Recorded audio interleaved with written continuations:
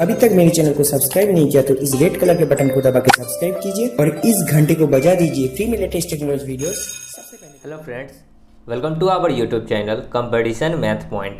दोस्तों, हम लोगों ने आरआरबी एनटीपीसी का सेट प्रैक्टिस को स्टार्ट किया था, जिसमें हम लोग सेट 7 तक देखे थे। आज हम लोग सेट 8 को देखेंगे। दोस्तों, स्टार्ट करने से पहले यदि आपने हमारे चैनल को अब तक सब्सक्राइब नहीं किया है तो सब्सक्राइब कर लीजिए, जिससे कि आपको आरआरबी एनटीपीसी के सेट प्रैक्टिस का सोल्यूशन मिलता रहेगा।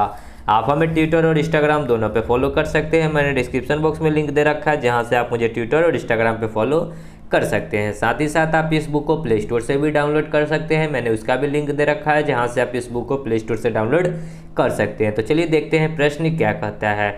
दोस्तों, बहुत जल्द ही रेलवे का एग्ज़ाम होने वाला है। ऑफिशियल अभी नोटिफिकेशन जारी नहीं हुआ है, लेकिन बहुत जल्द ही ऑफिशियल नोटिफिकेशन जारी हो जाएगी और रेलवे का एग्ज़ाम हो सकता है तो इसी साल अंत तक होने की संभावना है। तो सेट प्रैक्टिस करते रहें और जो भी प्रश्न है अच्छे से बनाएं, ताकि एग्ज़ाम में कोई तरह की परेशानी ना हो। तो देखते हैं प्रश्न। तो देखिए 5 नंबर प्रश्न हम लोगों का जो मैथ का प्रश्न है 5वें नंबर से स्टार्ट है। कहता है कि 100 के बराबर या उससे कम उन सभी प्राकृतिक संख्याओं के योग क्या है जो 3 की गुणज है। 100 के बराबर या उससे कम, ठीक है, यानी कि जो 3 का गुणज है। 3 का गुणज का मतलब क्या है कि 3 से कटने वाला हो तो 3 होगा, 6 होगा, 9 होगा, इसी प्रकार डॉट डॉट डॉट डॉट। 100 के बराबर या 100 से कम, तो 100 तो 3 से नहीं कटता है, तो 3 से कौन कटेगा? 99, यानी कि सबसे लास्ट संख्या क्या हो जाएगा? 99। इसी का क्या बनाना है? संख्याओं का योग्य बताना है, ठीक है। तो देखिए हम लोग जो करेंगे डायरेक्ट करेंगे, प्रथम पद इंटू लास्ट पद डिवाइड बाई 2। प्रथम पद प्लस लास्ट पद, तो 3 प्लस लास्ट कितना है? 99 डिवाइड बाई 2। इंटू में होता है नंबर ऑफ, जो इसके बीच में कितना संख्या है 100, तो 99 को पहले वाले पद से भाग कर दीजिए, तो जो आएगा सो आपका कितना इसमें पद है ये पता चल जाएगा, यानी कि 33 को। तो गुना कर लीजिए 33, ओके। 99 और 3 कितना होता है? 102 डिवाइड बाई 2 इंटू में 33, 2 से ये कटेगा 51, यानी कि 51 तिया 153 के 3 हासिल 15, 51 तिया 153 और 5 58 10 168, यानी कि 1683। देख लीजिए ऑप्शन में 1683 है क्या? 1 नंबर ऑप्शन, ओके। आगे छठा देखिए, एक दुकानदार किसी वस्तु की कीमत 20% की वृद्धि करता है और फिर 20% का बट्टा देता है, उसका लाभ प्रतिशत क्या होगा? दोस्तों, जब भी दो सेम बट्टा हो तो कभी भी लाभ नहीं होगा, ठीक है, हमेशा क्या होगा? हानि होगा। जब एक बार 20% का लाभ दे रहा है, देखिए वृद्धि करता है, और दूसरे बार 20% का बट्टा देता है, तो क्या होगा? हमेशा हानि होगा, ठीक है। जब भी एक बार अगर कहे कि इतने प्रतिशत की वृद्धि और सेम उतना ही प्रतिशत की कमी कहे, तो क्या होगा? हमेशा हानि होगा। तो मैं इसको बता सकता हूँ कि मान लेते हैं कि 100 रुपया रहा होगा, ठीक है, पहले 100 रुपया रहा होगा, 20% की वृद्धि किया तो 120/100।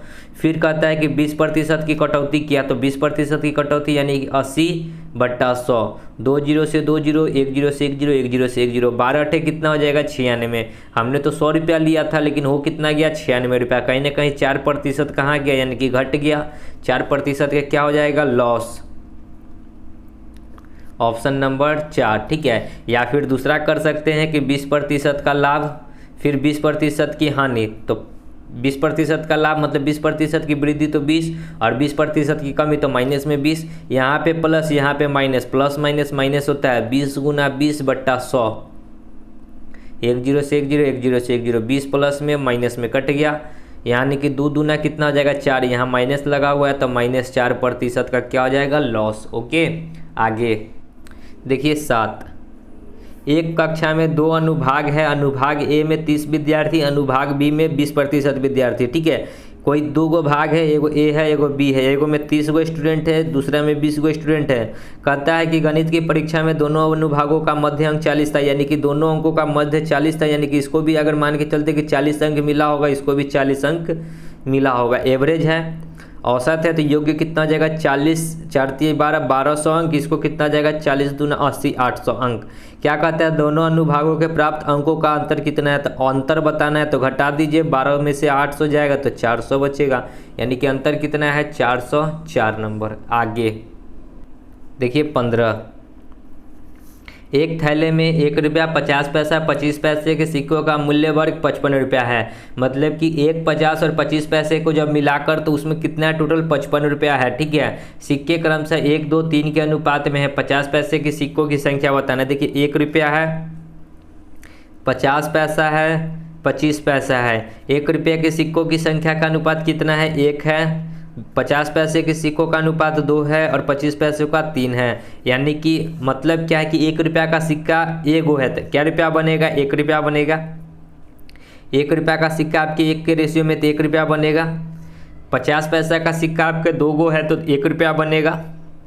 कैसे बन रहा है? 50 पैसा का अगर 50 पैसे का 2 गो सिक्का होगा तो 1 रुपया नहीं हो जाएगा। ठीक है, 25 पैसा का 3 गो सिक्का है तो आपको 75 पैसा बनेगा। 25 कितना होता है? 75। 75 पैसा को रुपया में कन्वर्ट करेंगे तो 0.75 और टोटल रुपया कितना है? 55 रुपया है तो बराबर 55। जोड़िए 1 1 2 2.5 2.75 बराबर 55 रुपया। तो 1 यूनिट का यहाँ से मान निकालिएगा तो कितना आ जाएगा? 55 बट्टा 2.75। ये पॉइंट हटाएंगे तो ऊपर में 2 जीरो। 25 से 11 बार में कटेगा और 25 से ये 4 बार में, इससे ये कटेगा 5 बार में। यानी कि 1 यूनिट का मान कितना हो जाएगा? 5 गुना 4 20। आपसे पूछा क्या है? 50 पैसे के सिक्कों की संख्या। तो 50 पैसे के सिक्कों की संख्या किस रेशियो में है? 2 के रेशियो में है। तो 2 गुना में 1 यूनिट का मान आया है 20, यानी कि 20 गुना में तो कितना हो जाएगा? 40 को। यानी कि 50 पैसे के सिक्कों की संख्या कितना हो जाएगा? 40, जो कि 3 नंबर है। ओके, चलिए आगे देखिए 16। 5 खुमानियों का औसत भार 200 ग्राम है। ठीक है, 5 को खुमानियों का औसत भार यदि 200 ग्राम है तो योग्य की बात करेंगे तो 200 गुना 5 1000 हो जाएगा। ओके, यदि 2 और खुमानियों को शामिल कर लिया जाए तो औसत भार 210 ग्राम हो जाता है। अब 5 को था, 2 को और शामिल कर लिया तो 7 गो हो गया और औसत भार कितना हो गया? 210 हो गया। यानी कि कितना हो जाएगा? 0 7 7 दूना 14 1470 योग्य हो जाएगा। तो दोनों नए खुमानियों का औसत भार कितना है? मतलब कि जो 2 गो नया आया है उसका सिर्फ बताना है। तो 7 गो में से 5 गो घटेगा तो 2 गो बचेगा। जो 2 गो न्यू आया है सो निकलेगा और यहाँ पे घटा लीजिएगा तो 470। यानी किसी का एवरेज बताना है तो एवरेज बराबर क्या होता है? संख्याओं का योग 470 डिवाइड बाई 2, 2 3 5, यानी कि कितना हो जाएगा? 235 ग्राम। ठीक है, तो जो 2 गो नया है उसका औसत भार कितना हो जाएगा? 235 ग्राम। ओके, आगे 17। यदि 0.25 0.75 के योग्य को 0.25 प्लस 0.75 के योग्य को, तो योग्य कर दिए 0.5 और 0.3 के अंतर से, 0.5 और 0.3 के अंतर से विभाजित किया जाए, यानी कि भाग दिया जाए तो परिणाम क्या आएगा? 75 25 मिलकर 100 बनता है, यानी कि 1 हो जाएगा। पॉइंट के बाद 0 0 इस प्रकार लिखा था। ठीक है, पॉइंट के बाद 0 का कोई मतलब नहीं है। 5 में से 3 जाएगा तो 0.2। ठीक है, 1 बट्टा 0.2, पॉइंट हटाइएगा ऊपर में 1 0, 2 5 10, यानी कि कितना हो जाएगा? 5। Option number 3। आगे 19 देखिए क्या है। कितने समय में एक बंदर 60 फीट लंबे पेड़ के शीर्ष पर पहुंच जाएगा यदि वह 1 सेकंड में 3 फीट उछलता है परंतु 2 फीट फिसल जाता है? मतलब कि 1 सेकंड में वह 3 फीट जंप मारा। ठीक है, 3 फीट जंप मारा, 3 फीट उछलता है। मतलब क्या? 3 फीट जंप किया और इसी सेकंड में 2 फीट नीचे खसक जाता है। यानी कि 1 सेकंड में वह चढ़ा कितना? तो 1 सेकंड में मात्र वह 1 फीट ही चढ़ा। क्या किया? 1 फीट ही चढ़ा। यानी कि टोटल की बात करें, ठीक है, ये टोटल अगर 60 फीट का है, ठीक है, ये टोटल 60 फीट का है। यानी कि यहाँ पे मान लेते हैं कि ये 3 फीट इतना छोड़ देते हैं। ठीक है, ये 3 फीट छोड़ देते हैं तो इतना ये कितना होगा? 57 फीट होगा। यानी कि 57 फीट इसको चढ़ने में 57 सेकेंड लगे। यानी कि 1 सेकेंड में 1 फीट से चढ़ता है तो 57 फीट चढ़ने में इसको 57 से इधर भी गुना करेंगे। यानी कि 57 सेकेंड में वो 57 फीट चढ़ेगा। ठीक है, मतलब क्या? 57 सेकेंड में 57 फीट चढ़ जाएगा। जब 98 सेकेंड आएगा तो 1 फीट में तो वो 3 चढ़ता है, 1 सेकेंड में तो वो 3 चढ़ता है। तो जब यहाँ बंदर रहेगा और यहाँ से ये जंप करेगा तो सीधा इस पर टॉप पे आ जाएगा 3 फीट मारकर। यानी कि 1 सेकेंड इसको और लगेगा और 1 सेकेंड में 3 चढ़ता है, यानी कि 58 सेकेंड में ये 60 फीट चढ़ जाएगा। कितने सेकेंड में? 58 सेकेंड में, जो कि 3 नंबर है। ओके, चलिए आगे बढ़ते हैं। 25 एक आयताकार मैदान का क्षेत्रफल 1200 है। क्षेत्रफल क्या होता है? लंबाई गुना चौड़ाई L इंटू बी। आयत है तो लंबाई इंटू चौड़ाई होता है क्षेत्रफल। क्षेत्रफल दे रखा है 1200, उसकी लंबाई 40 है। यदि L दे रखा है 40 तो B निकल जाएगा यहाँ से 40 तिहाई यानी कि 30। B कितना हो जाएगा? 30, ठीक है, मीटर। तो कहता है कि लंबाई एवं चौड़ाई का रेशियो बताना है। L into B. L कितना है? 40, B कितना निकाले? 30। रेशियो कितना? 3 और 4 का। ऑप्शन नंबर 3 और 4 एक नंबर। ओके, सॉरी 4 और 3 है, सॉरी 4:3, ठीक है, 4:3 जो कि 2 नंबर है, ठीक है। आगे बढ़ते हैं। 26 गोपिका 4.0 सेंटीमीटर रेखा को 4.1 सेंटीमीटर नापती है। मतलब क्या कि नापना था 4.0 और वो उसने नापी कितना? 4.1, ठीक है। नाप में गलती का प्रतिशत कितना है? तो देखिए कितना बढ़ाकर नापी। नापना था 4 लेकिन नाप दी कितना? 4.1। तो कितना अधिक नापी? 0.1 घटाइएगा तो आएगा 0.1, लेकिन नापना था तो 4 है। इंटू में प्रतिशत में बताना है तो 100, ये पॉइंट हटाइएगा तो 1 0, 1 0 से 1 0 कटेगा। 4 को 10 से भाग कीजिएगा तो 2.5 आएगा, यानी कि कितने प्रतिशत की त्रुटि है? तो 2.5% की, ठीक है। चलिए आगे बढ़ते हैं। 27 यदि 4 व्यक्ति किसी काम को 3 दिनों में पूरा करता है तो मैन इंटू डे बराबर क्या होता है? Total work. तो 4 गो आदमी है यानी कि 4 गो मैन, और दिन कितना लगता है? 3 दिन, यानी कि ये हो जाएगा मैन इंटू डे बराबर टोटल वर्क। 3 व्यक्ति इसी कार्य को, तो इसी कार्य को 3 व्यक्ति, ये जो टोटल वर्क आएगा इसी को 3 व्यक्ति से काम करवाना। 3 से 3 कटेगा तो बचा क्या? 4 दिन, यानी कितने दिन में समाप्त होगा काम? 4 दिन में। ओके, आगे 35 साधारण ब्याज की एक निश्चित दर से धन 15 वर्ष 6 माह में 3 गुना हो गया, यानी कि 100 रुपया था और 3 गुना मतलब क्या? 300 रुपया हो गया। 100 रुपया हो गया 300 रुपया, तो ब्याज कितना आएगा? 200 रुपया आएगा। और ये 200 रुपया कितने साल में आया? तो 15 वर्ष 6 माह में। तो 15 तो ईयर में है, लेकिन 6 माह क्या है? ये माह में। इसको साल में कन्वर्ट कर लीजिए। 6 दूना 12, 15 दूना 30 और 1 31 बट्टा 2। 2 कहाँ चला जाएगा? ऊपर। 15 दूना 30 और 1 31 बट्टा 2, यानी कि 2 चला गया ऊपर। तो कितना हो जाएगा? 2 दूना 400 बट्टा 31%। ये क्या हो गया? ये रेट हो गया, ठीक है। अब क्या कहता है कि यदि यह कितने समय में दुगना हो जाएगा? अब इसी रेट से यानी कि इसी दर से दुगना करना है, यानी कि 100 रुपया 200 रुपया हो जाएगा। तो ब्याज कितना आएगा? 100 रुपया आएगा। और जब इसको हम लोग किससे डिवाइड करेंगे? तो रेट से डिवाइड करेंगे तो हमारा टाइम निकल जाएगा। तो टाइम रेट कितना है? 400 बट्टा 31। 31 कहाँ चला जाएगा? ऊपर। 2 0 से 2 0, यानी कि 7 चौक 28, 7 चौक 28 और 3 28 और 3 31 बट्टा 4, यानी कि 7.3 बट्टा 4 साल आएगा, ईयर, ठीक है। इसको अगर हम लोग साल को महीना में कन्वर्ट करेंगे तो यहाँ 12 से गुना, 4 तिहाई 12, तो 7 साल 3 तिहाई 9 माह। देख लीजिए 7 साल 9 माह, 7 साल 9 माह 2 नंबर। ओके, चलिए आगे बढ़ते हैं। 36 1.001 बट्टा में 10.01, ठीक है। अगर यहीं पे हम लोग इस पॉइंट को हटाएंगे तो ऊपर में 2 0, इस पॉइंट को हटाएंगे तो नीचे में 3 0, ठीक है, प्लस 1001 बट्टा में 100.1, इस पॉइंट को हटाएंगे तो ऊपर में 1 0 या फिर गुना में 1 0, ठीक है। देखिए कि यहाँ पे 1001 कट गया, यहाँ से 2 0 से 2 0, यानी कि यहाँ बचा 1/10 प्लस इससे ये कट गया और 10 एकम 10, यानी कि यहाँ बचा 10। 10 दाएँ के 100 और 101 बट्टा 10, यानी कि कितना हो जाएगा? 10.1। कितना हो जाएगा? 10.1। देखिए 10.1 कहाँ है? 10.1, 1 के बाद 0 आप लगा सकते हैं, ना भी लगा सकते हैं, वो आपके ऊपर है। ओके, चलिए आगे बढ़ते हैं। 37 निम्न में से बढ़ते क्रम में कौन सी भिन्न है? मतलब क्या? सबसे छोटा उससे बड़ा उससे बड़ा, ठीक है।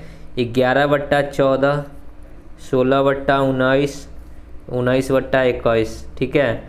क्या कीजिए? अपने मन से 1 0 सब पे डाल दीजिए, भाग लगाइएगा। 14 × 7 = 98, पॉइंट 2, 10 2 12, 120, 14 7 98, 14 8 112, 8 बार में 19 से इसको लगाएंगे तो 19 19 30 57 76 19। देखिए भाग लगाते हैं हम। देखिए 19 8 होता है 152, यानी कि 8 फिर 0, तो यहाँ पे हो जाएगा 8 पॉइंट 19 8 152 और 8 0 19 से 2 38 29 57 19 76 4 बार में। ठीक है, यहाँ 21 से इसको भाग लगाएंगे तो कितना बार में लगेगा, 81 से 8 बार में 9 बार में लगाते हैं। 9 एकम 9, 9 दूना 18, 9 एकम 9 और 9 दूना 18, 180, यानी कि 10 बचेगा। फिर 21 चौके, यानी कि सबसे छोटा क्या है 7.8, 8.4, 9.40, यानी कि यही जो ऑप्शन है ये क्या है, बढ़ते हुए क्रम में है। सो राइट आंसर यही हो जाएगा। ठीक है, 37 का राइट आंसर क्या हो जाएगा, 1 नंबर ही। चलिए आगे बढ़ते हैं।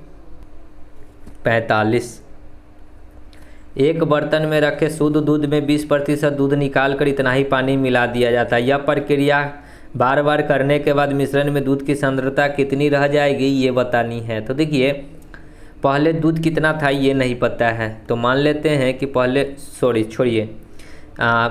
दूध था 100 लीटर मान लेते हैं। ठीक है, 100% दूध था। पहले दूध कितना था, 100% था। 20% निकाला गया, तो 20% निकालेंगे तो 80 बचेगा बट्टा 100।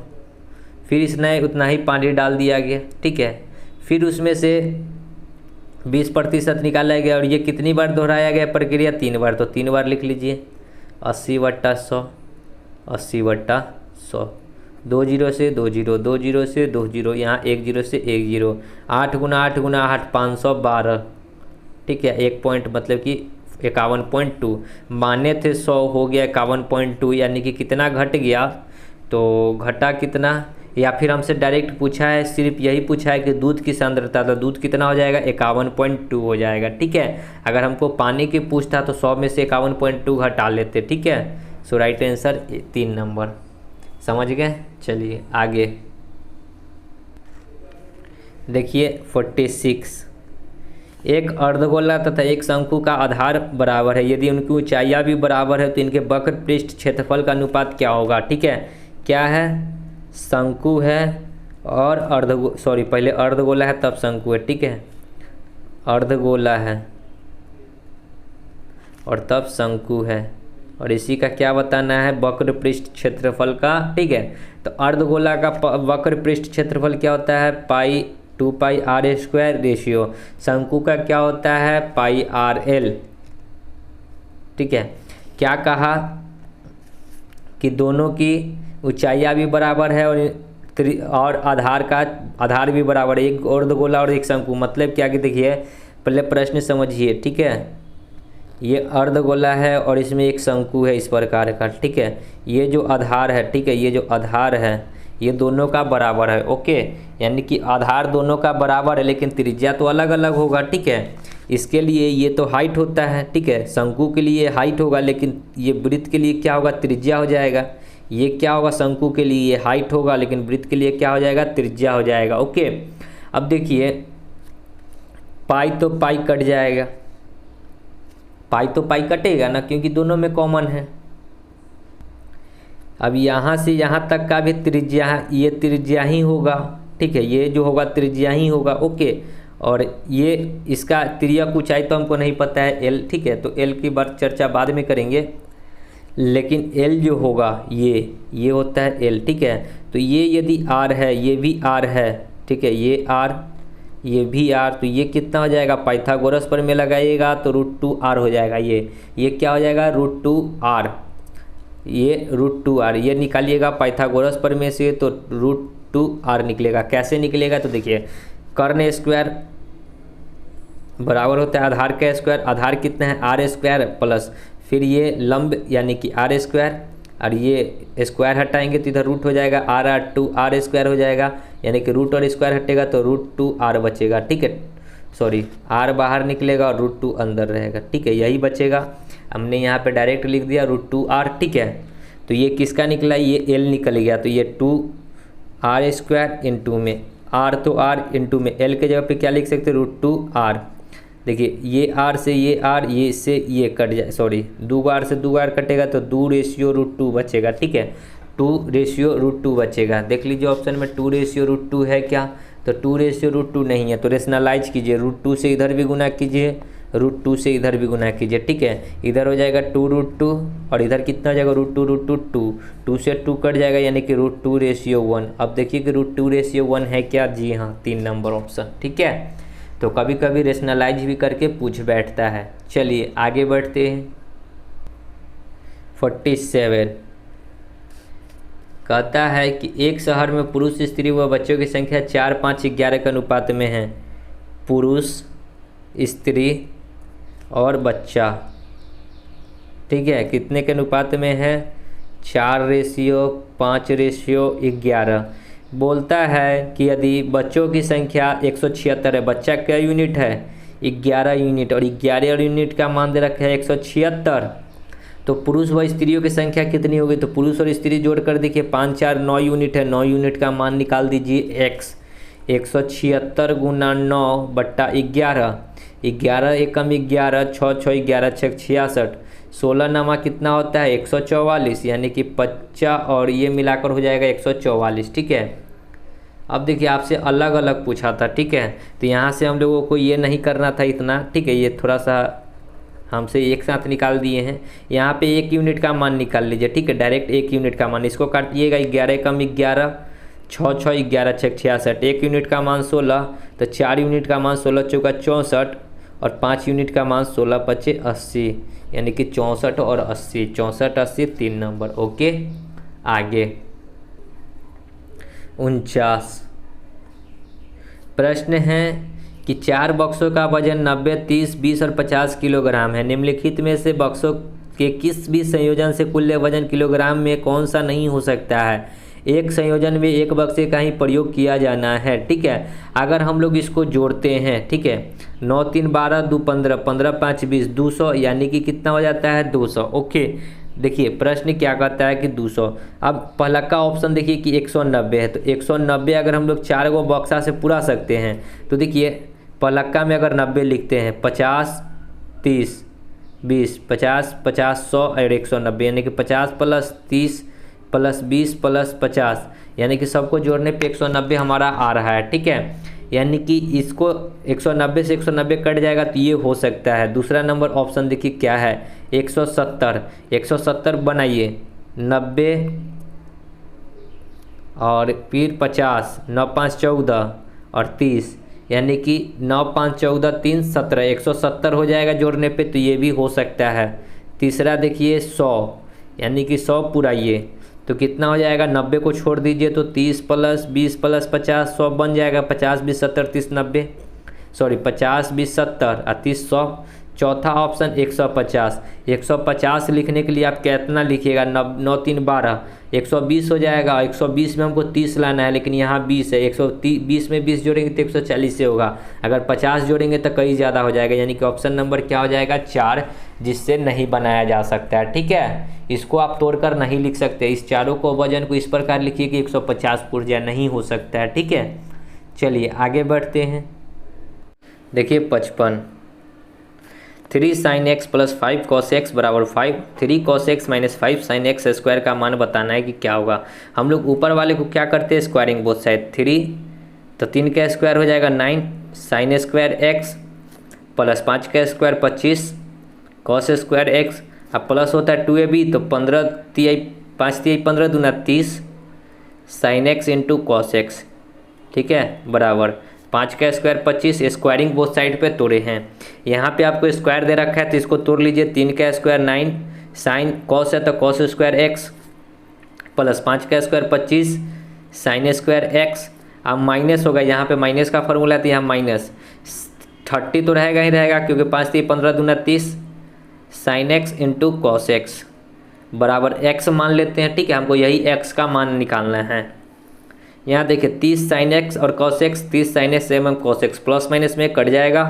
25 cos स्क्वायर x और 9, यहाँ पे 9 sin और यहाँ पे 25, 25 9 कितना होता है 34 sin स्क्वायर x प्लस यहाँ भी 34 cos स्क्वायर x, तो यहाँ हो जाएगा 25 + x दोनों में से 34 निकालिएगा तो यहाँ बचेगा sine square x plus cos square x. तो sine square theta plus cos square theta होता है मिलकर 1 बराबर 25 प्लस एक्स। एक्स का वैल्यू कितना हो जाएगा 34 में से ये 25 इधर आके घटेगा तो 5 4 9, यानी कि एक्स का वैल्यू कितना निकल कर आया 9, जो कि 4 नंबर है। ठीक है, समझे होंगे प्रश्न को। चलिए आगे बढ़ते हैं।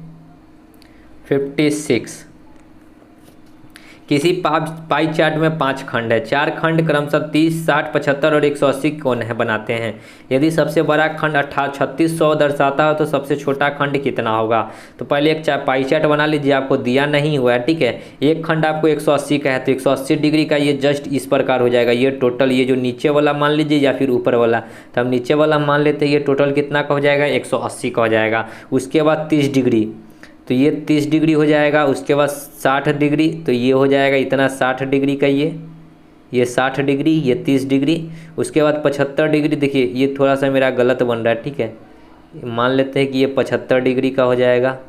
तो ये कितना डिग्री का होगा, तो टोटल 360 डिग्री का होता है। तो ये 180 डिग्री, तो ऊपर वाला भी 180 होना चाहिए था।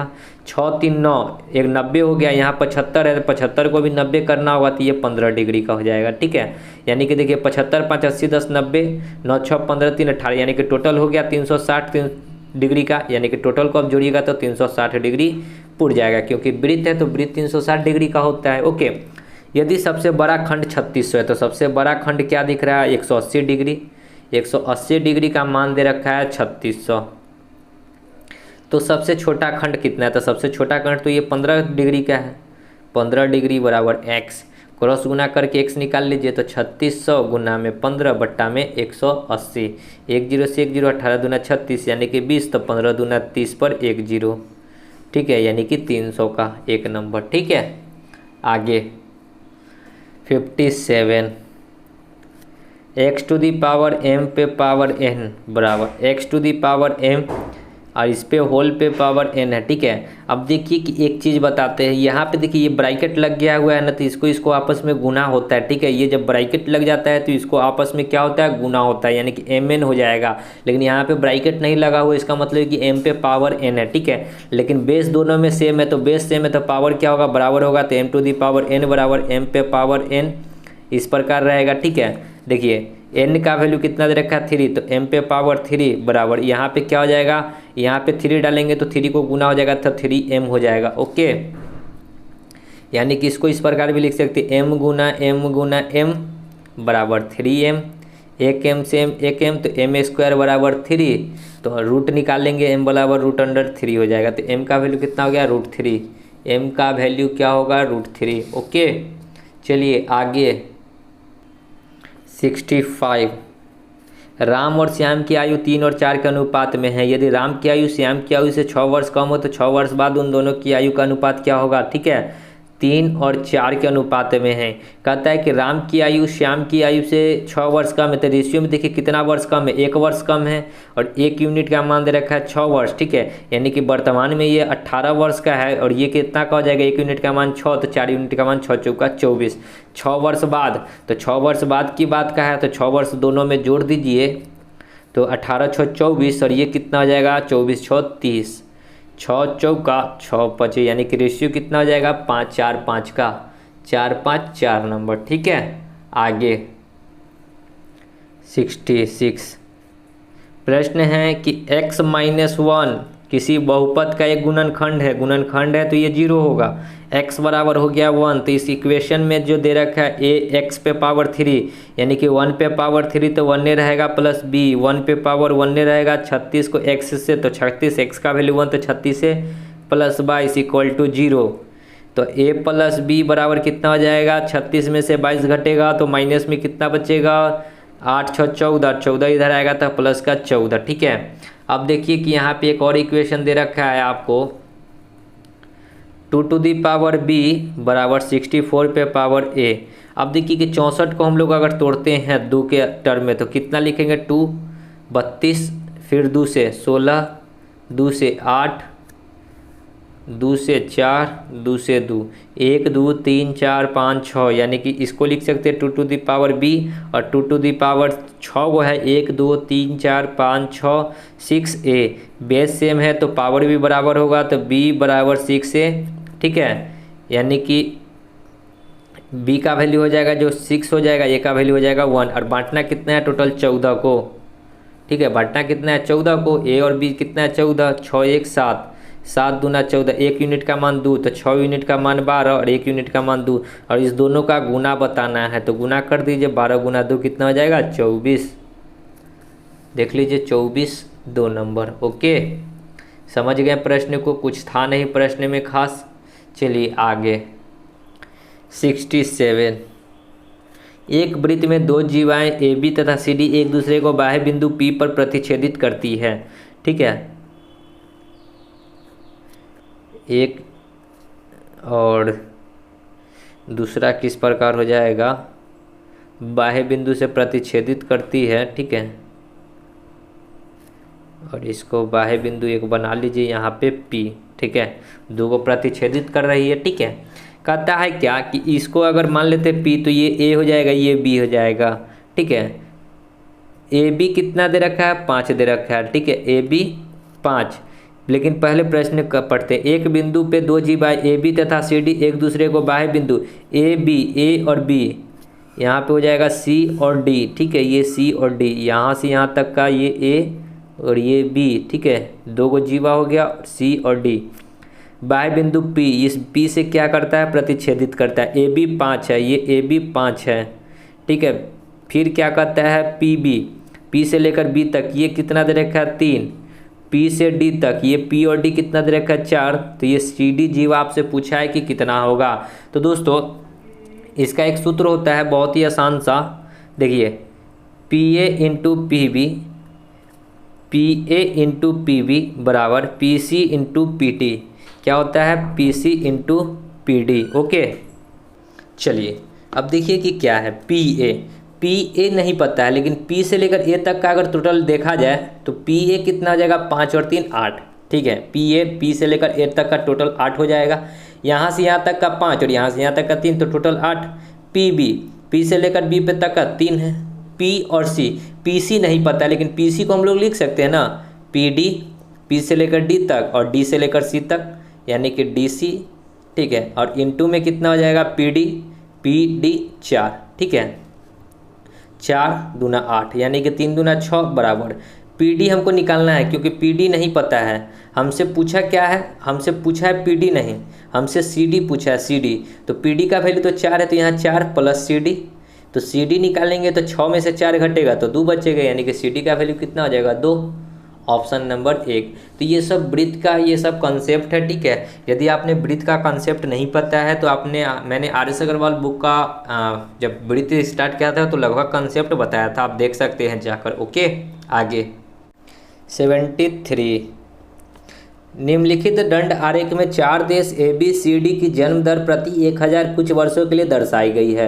यदि D देश की जन्म दर से B देश की जन्म दर दुगनी है, यानी कि D से B दुगनी है, ये 1 है तो ये 2 है, ठीक है, और x प्लस वाई 38 है, x प्लस वाई बराबर 38 है, तो A देश की जन्म दर कितनी होगी ये बतानी है, तो A की बतानी है। तो देखिए यहाँ पे D क्या यूनिट है 1 यूनिट और B क्या यूनिट है 2 यूनिट, और B कितना है 40 है, यानी कि 2 यूनिट का मान दे रखा है 40, यानी कि B 40 है तो 1 यूनिट का मान कितना हो जाएगा 20, और D तो 1 के यूनिट है तो 1 यूनिट का मान हो गया 20, और D को किससे डिनोट किया है तो D को Y से डिनोट किया है, यानी कि Y बराबर हो जाएगा 20, तो यहाँ पे Y है, Y के जगह पे डाल दीजिए 20, तो x प्लस 20 बराबर 38, तो x बराबर कितना निकल कर आएगा 18। अब हमसे पूछा है A देश की, तो A देश का देखिए कितना है, तो A कितना है 2x है, 2x, तो x 2 इंटू एक्स का वैल्यू कितना निकाले 18, तो यानी कि 36, यानी कि A का कितना निकल कर आएगा 36, ऑप्शन नंबर 4। ओके, आगे 74, दो संख्याओं का महत्तम समावर्तक 8 है, निम्न में से कौन सी संख्या कभी इसका लघुत्तम समावर्तक नहीं हो सकती है। महत्तम मतलब क्या होता है HCF 8 है, ठीक है। अब देखिए कि 8 से जो नहीं कटेगा वो नहीं हो सकता, यानी कि 8 से 48 कट रहा है, 56 कट रहा है, 24 कट रहा है, लेकिन 60 नहीं कटता, इसलिए 60 इसका आंसर होगा। ओके, आगे 75, किसी राशि में 6 वर्षों का साधारण ब्याज 60% की वृद्धि होती है, 12,000 रुपये की राशि का 3 वर्षों के लिए उसी दर पर चक्रवृद्धि ब्याज क्या होगा। अब देखिए प्रश्न क्या कहता है, कि किसी राशि में 6 वर्षों में साधारण ब्याज पर 60% की वृद्धि होती है। 6 वर्षों में साधारण ब्याज क्या होता है? 60% की वृद्धि होती है। तो हमको पहले तो रेट निकालेंगे कि 100 रहा होगा, 60% की वृद्धि हो गया तो 160 हो गया, तो ब्याज कितना बढ़ा? 60, वो भी कितने सालों में? 6 सालों में। तो यहाँ से रेट निकल जाएगा, यानी कि 6 दाई के 60, यानी कि दर कितना हो जाएगा? 10% हो जाएगा। रेट निकल गया 10%। अब कहता है कि इसी रेट से 12,000 रुपये की राशि पर 3 वर्षों के लिए उसी ब्याज की दर से चक्रवृद्धि ब्याज कितना होगा। ठीक है, अब हमको चक्रवृद्धि ब्याज बताना है। तो 100 यूनिट का मान हमको पता है, 100% बराबर कितना दे रखा है? 12,000। लेकिन हमको तो CI बताना है चक्रवृद्धि ब्याज, तो 10 10 10 3 बार लिख लीजिए। ठीक है, 10 का 10% 1, ठीक है, 10 का 10% निकालिएगा तो एक आएगा 10 10 20, 20 और 1 21, 21 का 10% 2.1, यानी कि 33.1% हो जाएगा चक्रवृद्धि ब्याज। CI कितना आ जाएगा? 33.1%। निकाल दीजिए 33.1% बराबर x बराबर हो जाएगा 12,000 गुना 33.1 बट्टा में 100, और ये पॉइंट हटाएंगे तो 1 0 और 2 0 से 3 0 से 3 0, 12 एकम 12, 12 तिया 36 और 1 37, 12 तिया 36 और 3 39, 39 72। देखिए ऑप्शन में 3 नंबर। ओके, चलिए आगे। या फिर आप इसी में कर सकते थे कि सबसे पहले 12,000 का 10% निकाल लीजिए तो 1 साल का ब्याज पता चल जाएगा, यानी कि कितना आ जाएगा? 1200 रुपया।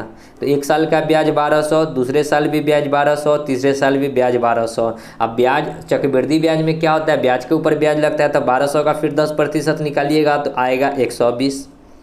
12 12 24, 24 और 1 25, 2520 का 10% निकालिएगा, 2520 का 10% निकालिएगा तो 252 आएगा। ठीक है, 12 तिया इधर 3600 हो गया, और इधर कीजिएगा तो 2 5 2 7, 2 और 1 3, यानी कि 36 और 3 39 72।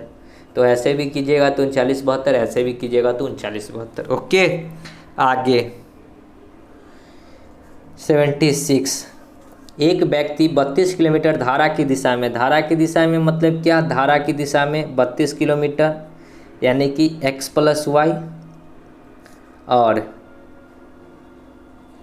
14 किलोमीटर धारा के विपरीत दिशा में, उसको प्रत्येक दूरी को तय करने में 6 घंटा लगता है। ये दूरी भी तय करने में उसको 6 घंटा लगता है, और उसके बाद 14 किलोमीटर धारा के विपरीत दिशा में, यानी कि x - y जाने में भी 6 घंटा लगता है। तो धारा की चाल यानी कि y आपको बताना है कि क्या होगा। ठीक है, धारा की चाल यानी कि y बताना है। इसको क्रॉस गुना कीजिएगा तो ये हो जाएगा 6x + 6y बराबर 32। इसको करेंगे तो 6x - 6y बराबर 14। हमको y निकालना है, तो x को हटाएंगे माइनस, यहाँ पे प्लस, यहाँ पे माइनस, 6 से 6 कट जाएगा, यानी कि 12y बराबर 32 में से 14 घटेगा तो 6 10 6 14 2, 6 10 6 16 2 18। y बराबर कितना होगा? 12 से उसको काट लीजिए, 12 एकम 12.60, 12 25 60 किलोमीटर प्रति घंटा, यानी कि y की चाल कितना हो जाएगा? यानी कि धारा की चाल 1.5 किलोमीटर प्रति घंटा। ओके, आगे 91। प्रश्न है कि 78 स्टार 3945, जिसमें एक स्टार के अंक है 11 से विभाजित है, तो स्टार के बराबर क्या आएगा? तो 11 से विभाजित है, इसका मतलब कि इसका ऑड और इवन प्लेस के जगह पे कुछ ऐसा संख्या, मतलब कि ऑड और इवन प्लेस को जोड़िए, 7 स्टार 9 स्टार 5, इसको जोड़िए। ठीक है, और फिर इसको जोड़िए, एक अंक छोड़ कर। ठीक है, और इस दोनों का अंतर जो होगा 0 या फिर 11 आना चाहिए। 7 और फिर 7 के बाद किसको जोड़ना है? 9, 9 और 7 16, 16 और 5 कितना होता है? 21। ठीक है, और प्लस एगो स्टार था तो स्टार। ठीक है, अब माइनस करना है, 8 3 11, 11 4 15। ओके, यानी कि स्टार के जगह पे क्या डालें कि हमको या तो घटाने पे 0 आ जाए, नहीं तो 11 आ जाए। ठीक है, तो 0 तो ला नहीं सकते हैं, 11 लाना होगा, यानी कि यहाँ पे क्या करना होगा? जोड़ना होगा। यानी कि 5 ऑप्शन नंबर 21 में देखिए 4 नंबर ऑप्शन डालते हैं 5, तो 21 में 5 जोड़ेंगे या माइनस में 15, 21 5 26, 26 में से 15 जाएगा तो आएगा 11, जो कि 11 से कटता है। सो राइट आंसर क्या हो जाएगा? 5, यानी कि क्या जोड़ना होगा? 5 जोड़ना होगा। ओके, आगे 92। 6200 को 1/2, 1/3, 1/5 के अनुपात में बांटने पर प्राप्त होने वाली संख्या का क्या होगा, ये बताना है। ठीक है, तो देखिए 5 3 2 का एलसीएम ले लीजिए, 5 3 15 दूना 30 होता है, 30 को सबसे गुना कर लीजिए। ठीक है, यानी कि 2 से काटिएगा 15, 10, 6, बांटना है 6200 को। 15, 10, 25 और 6 31, 31 दूना 62, 1 यूनिट का मान 200, 15 यूनिट का मान 15 दूना 30 पर 2 जीरो, यानी कि यहाँ पे हो जाएगा 2000 और यहाँ हो जाएगा 200 दूना 1200, यानी कि 3000, 2000, 1200, 1 नंबर ऑप्शन। ओके, चलिए आगे। 93, यदि 16 वस्तुओं का विक्रय मूल्य 20 वस्तुओं के क्रय मूल्य के बराबर है, 16 वस्तुओं का विक्रय मूल्य यानी कि 16 वस्तुओं का विक्रय मूल्य यानी कि SP, विक्रय मूल्य मतलब SP बराबर है 20 वस्तुओं के क्रय मूल्य यानी कि CP के, तो हमें प्राप्त होगा, क्या प्राप्त होगा, CP क्या हो, SP क्या होगा 20 और CP क्या होगा 16, यानी कि 16 रुपये का सामान आपने 20 रुपये में बेचा, यानी कि 4 रुपये का आपको प्रॉफिट होगा। कितना पे, खरीद तो 16 पे रहे थे, गुना 100, 4 चौका 16, 4 से ये 25, यानी कि लाभ होगा। ठीक है, कितना का, 25% का, 25 का लाभ। ओके, आगे। 94, 3/8, 5/36, 7/72 और 15/96 का लघुत्तम समावर्तक LCM क्या होगा। तो इस जब ऐसा प्रश्न हो तो इसका LCM निकालने का विधि होता है LCM अपॉन HCF, ऊपर वाले का LCM नीचे वाले का HCF। ठीक है, 5, 3, 7 और 15 का LCM लीजिएगा तो 105 होगा। ठीक है, देखिए ना, 5 सते 15 सते 105। ठीक है, तो 5 से भी 105 कटता है, 3 से भी 105 कटेगा, 7 से भी कटेगा, 15 से भी कटेगा, यानी कि LCM कितना हो गया 105। अब 8, 36, 72, 96 का LCM लीजिए तो 8 से 36 कटेगा तो 8 3 24, 8 चौका 32, यानी कि 4, यानी कि फिर 8, 4 दूना 8, यानी कि कट गया, यानी कि ये 4 आया क्या, HCF। 4 से देखिए 36 भी कटता है, 72 भी कटता है, 96 भी कटता है, यानी कि 105/4 हो जाएगा इसका राइट आंसर। क्या हो जाएगा, 105/4। ओके, आगे देखिए 95। ठीक है, log 4 into log 3 into log 2 पे पावर 512 का मान क्या होगा। तो देखिए log a पे पावर b अगर होता है तो इसको हम लोग लिख सकते हैं log b by log a। ठीक है, मतलब a पे पावर b यानी कि log 2 पे पावर 512 को क्या लिख सकते हैं, log b बाई a, यानी कि ऊपर वाले को b माना जाता है, नीचे वाले को a। ठीक है, ऊपर पावर वाले को b और बट्टा वाले को a, यानी कि इसको हम लोग इतना लिख सकते हैं। देखिए log 4 इंटू log 3 इंटू इसको लिख सकते हैं log 512 बट्टा log 2।